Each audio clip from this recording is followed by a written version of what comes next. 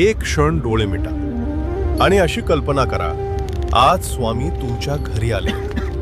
दार उघडताच समोर स्वामी उभे आहेत. शांत चेहरा, डोळ्यांत माया. ते आत येतात. कसलाही प्रश्न न विचारता तुमच्या बाजूला बसतात आणि हळूच म्हणतात, तू खूप काही सहन केलेस आणि तरीही तू उभा आहेस.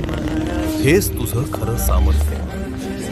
जे तुटलं ते तुला कमकुवत नाही तर शहाणं बनवतं. जे झालं नाही त्यासाठी स्वतःला दोष देऊ नकोस, कारण योग्य वेळ नेहमी योग्य उत्तर घेऊन येते. स्वामी तुमच्याकडे शांत नजरेनं पाहतात आणि पुढे म्हणतात, आयुष्य तुला तोडायला आलं नाही, ते तुला घडवायला आलंय. त्या एका क्षणात मन हलकं होतं, श्वास शांत होतो आणि आत कुठेतरी नवी उमेद जागी होते.